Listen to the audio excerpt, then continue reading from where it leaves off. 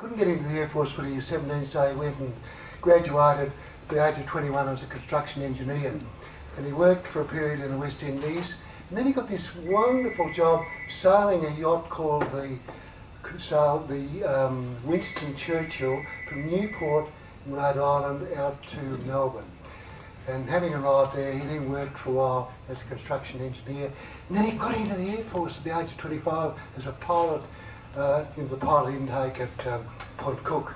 And we're going to hear some of his life and some of the stories he's got to tell in this speech that I'm going to call on Ken to come up to now and tell us about. Thank you very much for inviting me to speak. The last meeting I had the honour of giving the vote of thanks, and I said I spent 20 years in the Air Force, and my claim to fame was just cleaning my boots for 15 years, and that's the only thing I got a medal for.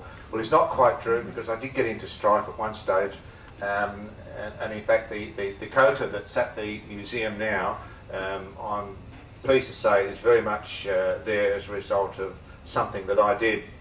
You remember a few weeks ago, I suppose 4 or 5 months ago, Ian Holmes came and spoke to us about the Catalina, and as a result of his presentation, he said at the end of it, would anyone like to be a guest down at the Bull Creek Museum and work as a volunteer? So I put my hand up for that, and in the last 2 or 3 months I got involved in the library and the photographic section and whatnot, and I knew as a result of something that I did, there was a fair amount of publicity over the DC3, but I had no idea there was as much as there is on record down there. And so I've been researching all these bits and pieces of news articles, and I made the mistake of mentioning to Brian what's going on, and hence I'm here to give you a talk about what happened with the Gooney bird. Just to fill in some of the back, this is the Gooney bird that's there now, 124. Now, I warn you, some of the facts and figures I'm going to tell you might not be absolutely accurate, because there's so many references to letters and newspaper articles which are not all dated, but the overall story is there. There's Malcolm Yeo at the back, which, as you'll see, he put pen to paper many times in the newspaper. There's Peter Yates at the back, he was my first instructor. There's a few of you around here that have all had something whatsoever to do with me, so if I make any mistakes with any details, you put your hand up and put me straight. Basically, I was at Pierce when the word came out about these, what they were going to do to the DC3s, in other words, use them for target practice. Just going back to the start, and I need to explain it as to how I got the information in the first place. I was on the 71 pilots course, and my very first instructor was Peter Yates down the back there. Somehow I survived, or he survived, shall we put it this way. And this was the actual pilots course I was on. This is in 1969, when the Vietnam War was in full swing, and they were desperately short of pilots, and there were huge great pilots courses, something like 4 courses a year, of which were 40 on the course, or 40 started, and there was also approximately 10 off each course were being trained in England, so which is considerable increased number of what there are today, or has been for the last few years.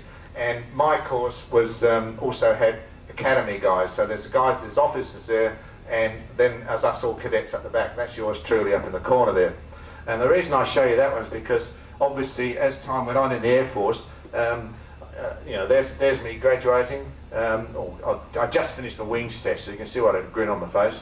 But in those days I was on the very first, not the very first, but the second ever Mackie course, and this is before they had any painting or done to them.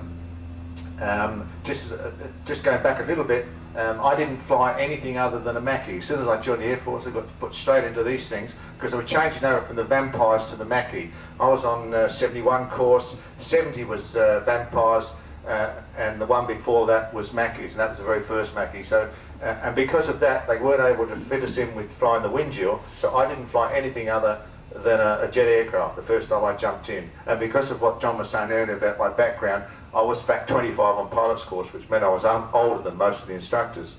I graduated on December 1969 off of 71 pilot's course, and as the Chief of the Air Staff of actually pinging my wings on, I must admit, of all the things I've ever done, the pilot's course was the hardest I've ever done, and was, excuse me, the most satisfying to complete. I, to this day, don't understand how I graduated, because I was not a very good pilot. And although I spent 20 years in the Air Force, I never made flying instructor, but I was in fact an instructor, a ground instructor, and do a lot of flying. It was quite surprising, really, because actually when I was 15, I won an RAAF flying scholarship, but sadly, I didn't survive the course, and needless to say, I got scrubbed. So I was even more surprised when I got accepted by the system here. And when I was 19 or so, as I say, the RAF rejected me. Having graduated from pilot school, so I got sent to 36 Squadron, and I flew the old A model Hercs. They were the best aircraft I'd ever flown. In my 20 years, you could put them anywhere, and with reverse thrust in the air, you could pick an airfield from 30,000 feet up, and you knew you could land on it. They were great aircraft to fly, multi-crew. They really were great fun. These were some of the photographs, and I was fortunate enough to be around with the 1971, which was the 50-year celebration. Sorry, am I in the way? Okay. 50-year celebrations of the Air Force, and as I was saying to Peter earlier, I was part of a 70-odd aircraft formation that flew around the country. Not 70 in formation all the time, but for the air shows everywhere. So that was great fun in itself. You know, so we had a wonderful time. Variety of roles, hay dropping. This wasn't. I think it was just Terry Seaman up in New Guinea somewhere, and we're taxiing around. I was only the co-pilot, taxiing around, and we ran over an old bomb crater which an empty 44-gallon drum was in, and needless to say, we sunk. And the easiest way to get out was to be pulled out. You can probably just see the bulldozer there. Then we had all these Jimbos, and then some of them up the top, some were pushing this one. And eventually, once we got them going, the biggest problem was to get them to stop. Then we were really in stride, but that was quite an experience. I was from 36 Squadron, I got sent to 38 Squadron for a conversion, and then from 38 Squadron, I finished up. Oh, this is one of the PR photographs of those days. With the caption "brake right, no brake left," and they couldn't work out what they were doing. I even got to do a bit of local flying, as you might recognise some of the scenery there. The incredible thing was we just touched down and then took off again. We didn't have to turn around or anything. The Caribou was absolutely marvellous aircraft in that respect. And then from 38 Squadron Richmond, I got sent to Papua New Guinea. From Papua New Guinea to Townsville, 35 Squadron, and from there I came back to Pierce. It wasn't all Far North Queensland flying, did a bit of stuff in New Zealand and whatnot, so we had a grand time. So I'm now posted over to Pierce as the WEPO, the weapons instructor, and because I wasn't good enough to be a flying instructor, that was the only way I could get back to Pierce as an instructor to WEPO. And most of the knuckleheads, that's the fighter pilots, they didn't want a ground job in any case, so they didn't mind me doing the weapons course. And then having got here, then fortunately, I was allowed to do a bit of test flying, or in the back seat with the test pilot, and a lot of the Dakota flying, etc. So we had some fun. I actually took this photograph, and I was saying earlier, this was flown by a guy by the name of Rod Benke from England, and I'm on the radio telling him to move back a bit, and he literally got that close that I actually put my boot on the front of the aircraft, pushed it away, and that's absolutely gospel. Okay, so I've been there a while. I'm now on photographic course. I got sent back to Sale. Whilst I'm at Sale, I caught up with the guys that off my pilot's course, and we're talking about 8, 9, 10 years before. Then am I just a flight lieutenant, and I'm looking at wing commanders and squadron leaders and the like. And so it wasn't normal to have sort of personal relationships with people that senior to you. And whilst I was there, I didn't realise what was going on, but there was in fact a big push from personnel over here to get a DC3 into the museum. I really had no idea at all that this was going on. Who's written this one? Oh, George Burnett, former chairman of the Air Force Association. And so much to the effect that we're hoping that we'll be able to get an aircraft into the museum here. I think this is the first one here, Mr. MJO, letters, blah, blah, blah. Here he is down the back. And sure enough, there's letter after letter after letter, various articles. And I'm not really aware of what's going on at this stage. There were two particular DC3s that did become available, and I think this was the one that was actually based at Pierce, and I'm hoping to get that into the museum down here. But in actual fact, it much to the general public's annoyance, for $35,000 it was sold, and it went to Adelaide. It didn't come here. So there's all comments in the paper about what's going on with this aircraft up for sale and not being sent to WA. And I really I wasn't involved with any of this sort of push whatsoever. I did have a fair bit of contact with Malcolm Yeo because Malcolm was tied up with the Air Cadets. We used to have those people that came out, the kids and God knows what, and they would get sent to me for a while, and I'd take them up in the auditorium and show them all the war-y movies and guns and all that sort of stuff. So that's how I got to know them. But I was not aware of what all this stuff. I was just having fun, flogging around in the Mackie and helping. Used to go to the Shinzui Matsui festivals up at Broome. I was having a while of a time, but I had heard there was some problems with the Mackie.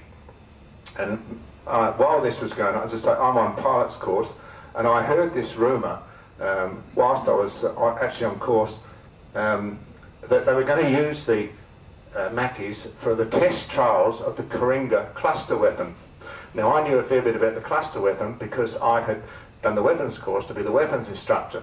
And a cluster weapon is a bomb that's basically in a case, and that it gets dropped over an airfield, and out pops about 150 odd small bits and pieces of bombs and does a lot of damage.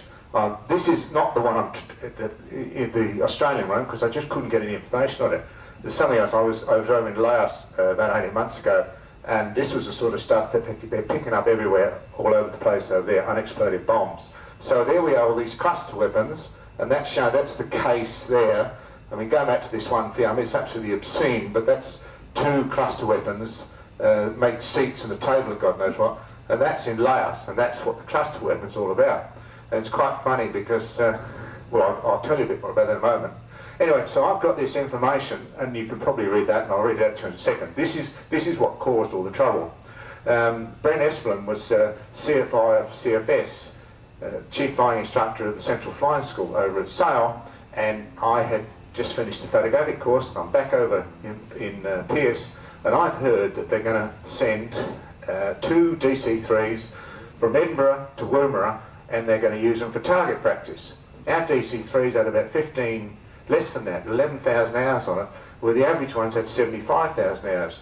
Now I thought this wasn't particularly good, so I spoke to a few people, but they also agreed this was appalling.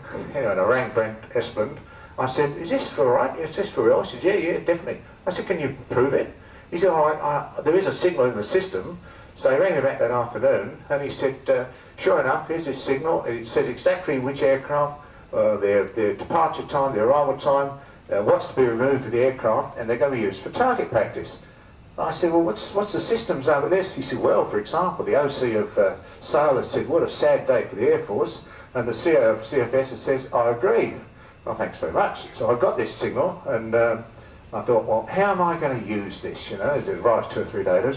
I'm not used to, you know, doing things that the system didn't want, and it was a top secret signal. Anyway, and I saw this guy, Steve Harvey, the author of this article here, in the Australian. He'd written an article about an aircraft that had been left derelict at Bankstown. So I rang him up and I told him the story. I said, for example, it has written on the signal, what a sad day for the Air Force, and someone else said, I agree. Then a couple of days later, I read the paper in the Australian, and there it is, word for word. And I can remember turning over to my wife and saying, this guy's not bad, he hasn't changed my words whatsoever. It's absolutely spot on.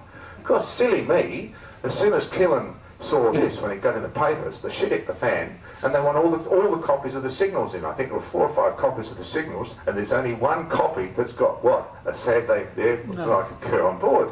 So Brent Espelin's rung me up. He said, you know, it's hit the fan, mate, what are you going to do? Well, I'd agreed that whatever happened, if it got made public, I would put my hand up, you see. So put my hand up, dragged down to the OC, and needless to say, I got my backside chewed out. And in no time flat, I got charged. And, you know, in a typical Air Force system, when you haven't got a specific charge to hit anyone, you hit them under Section 40. So in other words, if you don't like them and you want to nail them for something, hit them under Section 40. And Section 40 is conduct to the prejudice of good order and Air Force discipline. They charged me twice there for virtually doing the same thing. And the next thing I know, I'm placed in open arrest. Well, I really don't know what the definition of all this means in any case. I carried on exactly normally. I wasn't allowed to talk to Malcolm Yeo, but Malcolm Yeo was causing all these problems of articles in the paper, so was Les Gordon, so was Kleinig, so were all these other people, but I was not allowed to talk to them. In the meantime, it was just an avalanche of newspaper articles coming on. I'm still flying, I'm still teaching, I'm still flying the Mackie, I'm still having a ball, but I'm not allowed to talk to anyone, and I'm in open arrest. And I really don't know what's going on. Then it started. There were articles in the West, there were articles in the Tasmanian papers, in the Queensland papers, but the articles in the West Australia just went on every day. Captain Hewitt, Smythe Road, Netherlands, blah, blah, blah, blah. In the meantime, one aircraft is Dak's still sitting out at Pierce. I'm still flying a Mackie. I'm not allowed to talk to anyone. And of course, all this stuff's going on. And the police started investigating. Now, I started talking to Malcolm earlier today. The service police even went down and spoke to him as to what his involvement was. He said, because I couldn't remember if I'd mentioned Malcolm's name, but he tells me not. But anyway, he got involved, and it was amazing, all this stuff that was going on. Just as a funny story about this, just to take it off the boring bits. This was actually April's Fool Day in 1952. This is the aircraft that's sitting in the museum now. It was on a VIP flight, landed at what the captain thought was Goroka, called up air traffic control to say, blah, blah, blah, we've landed at Goroka. And they said, are you sure? 10 minutes later, come back, oh, I'm terribly sorry, we're 30 miles south of Goroka, we're at Finitigu. And so they turned around to take off, read some soft brown and rolled on its nose, and 4 months later it came out. But that was the aircraft. That's beside the point. In the meantime, the media is still carrying on. Air Force is going to be charged. He's going to be court-martialed. He's going to be, all the things. I had no idea.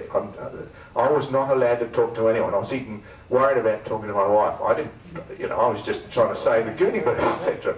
But it just went article. The other mistake was, just going back to this, is the fact that it's Flight Lieutenant Kenneth Charles Pittman, they got that correct, 27, I was 37, and a flying instructor at RAAF Base Pierce. I was 37 and I was the flying instructor, I was the wepover, because they couldn't understand that. So that was yours truly. I certainly wasn't a 37-year-old. That's another article in the Australian. And it literally, I had, I suppose, 10 or 15 of these at home that I kept for 20 odd years. And it's only when I went down to the Bull Creek Museum and got into their library there that I realised there's about 50 or 60 of these articles. And not only that, there's letters from Charlie Cork, there's letters from senators, there's letters from the CAS, all mentioning yours truly. And meanwhile, I'm still up there doing my job, taking photographs, teaching the cadets, flying the Gooney bird, having a ball, but thinking, I wonder what's going to happen next.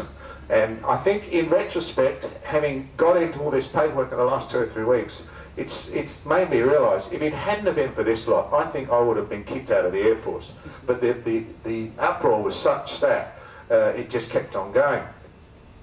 And then of course it started talking about weapons. Here we have Air Vice Marshal Barnes trying to justify why they were using an aircraft which has canvas wings and bell cranks and pulleys and God knows what. An aircraft with 75-year-old technology is being used on a bombing range to test all the bombs out. The only reason they were using the Gooney bird because it was the only aircraft they had which was flyable, which wasn't needed. So in other words, they had C-130As, they were sitting at Point Cook, they had Canberras, they had not Nimrods, but what's the piston engine? Yeah, not the one before the Orion, Neptune. All right, but none of them were flyable. So that's why they wanted to use the D3-3 and why they kept on justifying what was going on. Anyway, we had people coming and talking about the cluster weapons. Some of you may recognise these photographs. I pitched them from the lot you gave me from the air show. And eventually it got so bad that the hearing couldn't even be heard in Pierce. They chartered an aircraft and about 25 or 30 of us, witnesses and goodness knows what, all went across to Sale for the hearing to be heard by the AOC SUTCOM, which was Air Vice Marshal Trabilko. As I say, no one within their services, apart from the very top hierarchy, wanted this to happen. Everyone agreed that it shouldn't happen. And even Trabilko, when he heard the hearing, with a wink said, "You won't do this again, Ken, will you?" And in the meantime, I got finished up with a severe reprimand. And not only that, nothing had changed. The bombs were still going to be dropped. My career obviously was never going to go anywhere after that. As it turns out, I finished up being the longest serving GD flight lieutenant in the Air Force. I did 14.5 years as a flight lieutenant, whereas everybody else went way past me. So I finished up with this severe wraparound on my records. And meanwhile, even my missus managed to get a letter in the papers. That was my missus of them. As you can see, it just goes on and on. This is a letter from Air Vice Marshal McNamara, CES, to Les Gordon, State President of the Air Force Association. Dear Mr. Gordon, I'm most concerned that you may have formed the impression that the RAAF has embarked on a frivolous and wanton destruction of Dakota aircraft. Blah, blah, blah, blah, blah. Given the importance of the weapons trial and the remaining availability of Dakota aircraft within Australia, I believe that our decision was entirely proper and responsible. I think him and Killen were the only ones that believed that, because certainly Charlie Court didn't, certainly all the senators and whatnot, and everybody was absolutely mortified that this was going. Mind you, I've been found guilty. Nothing's been changed. I'm still in the Air Force, and I've got well and truly. And then all of a sudden, they changed their mind. And now Killen announced in Parliament that not only were they not going to use the weapons for trials, but they were going to give them to the Air Force Association. So really and truly, the newspaper articles continued. Reprieve. In the meantime, this was the one that was being pensioned off to come down here, so we organised, we had an F-111 over, and we had a 37-foot banner flying off the F-111 because the bomber had done 37 years. We had a lot of firing with Mackies in formations of it. Les Gordon and Air Commodore Ashford, Norvis Nurm was there presenting the aircraft. I'm a bit miffed on this one because it says down the bottom here, also amongst those present were the member for Tangy, Mr. Peter Shack, and Flight Lieutenant Kevin Pittman, whoever he is, I don't know, but it certainly wasn't me, so I certainly wasn't there when it arrived. But we have story after story about the DAC going to Bull Creek. The ANSEC magazine, all the ANSEC technicians were working on it, so, and I'm no doubt maybe one or two of you here now. Big articles on the history of the DC3. Heritage magazines, the aircraft magazine about the DC3 and that coming down. That was when it first went into the museum, and for those who've been there lately, there's so much more stuff around now. In fact, I was only down there last week walking around with the curator, and there's a possibility that we're going to get a Sabre and an Iroquois down there, and at the moment we're actually chockers, and we're squeezing the aircraft, and we may have to push one or two out for that to come in. And as I say, the articles kept going on, and here we are on the Sunday that they came down the highway with all the wings pulled off, escorts and whatnot, and the Dakotas have been saved. All the newspapers, still bits and pieces about Flight Lieutenant Pittman. As you can see in that one, there's nowhere near as much room as there was before. We're talking about putting the Iroquois down here and possibly the Sabre just down here, if we can squeeze them in. But as I say, it just went on, article after article, and then the one over here was put up for tender. This is a letter from Charlie Court to Les Gordon, saying how pleased we are the Commonwealth Government decided to preserve the DC3, and then there's a comment in here about he sent another letter to Killen to make sure he didn't renege on his promise, and the copies of that. This is a letter from Killen to Captain Kleinig, who was the boss of, I think he was the boss of the Air Force Association at that time, and that Kleinig has invited him to come to the museum. I don't know whether he already did. I appreciate your kind invitation to show me through the museum, time permitting. I will certainly take up your thoughtful offer. I don't know whether he did, but anyway, that was yours truly, just before it was actually decommissioned. Just a few facts and figures about the DC3, I thought throw them in.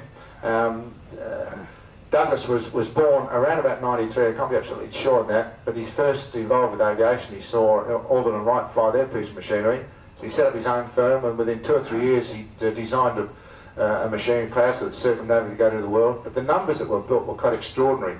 There was only one DC-1, there were 130 DC-2s, but there were 11,000 DC-3s were constructed, obviously because of the Second World War, 2,000 of which under license by Japan and Russia, so it's the only aircraft ever to fly on both sides of the war.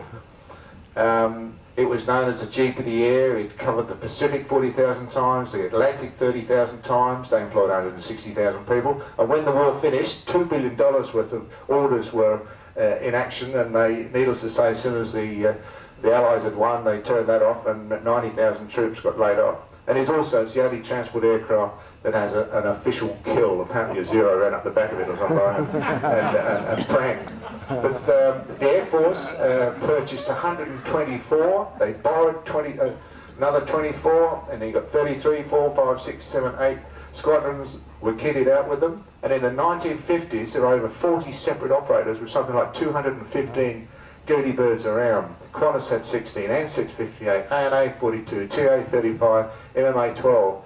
And even in 1995, and I got out in 88, in 1995, the Air Force still had 16 in service. So the fact that in 1980 they're going to use it for target practice did not go down too well. So anyway, I got out of the Air Force in 88 after 20 years, as I say, with one medal for cleaning my boots for 15 years, and officially one reprimand on my record. And then when I got out, I was flying the corporate jet up to Telford and back. And in 20 years in the Air Force, I never did the same job 2 days running. In 2 years flying for Quest Air of Pelair, I flew to the Telford mine site 951 times. 1 hour 58 minutes up, 1 hour 58 minutes back. I can honestly say it was the most boring job I've ever had in my life. Just as a side issue, this young lady was Christine Brew. She had just joined the Air Force in 1980.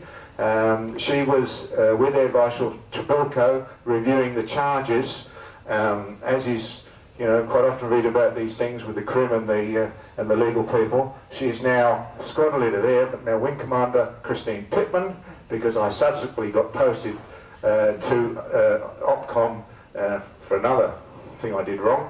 She was in the next office, and when we got out of the Air Force, I got out in September, and we got married, and we now have 2 daughters. So there she is there. But that's the end of that, and if you ever want me back again, I've got plenty of these sort of things to talk about up in North Queensland, Townsville, New Guinea, and here's the one we talked, PDH was talking about before about the aircraft. I don't know if that's the one. I think there's a more aircraft fly past than that. But I've got stacks of those things, Delta Duck, Delta Diamond, and that I think was 115 course or something like that. Finally, old A-model Hercs on those big fly pasts. So anyway, thank you very much for bearing with me. I'm not quite as glamorous as your World War II stuff, but thank you.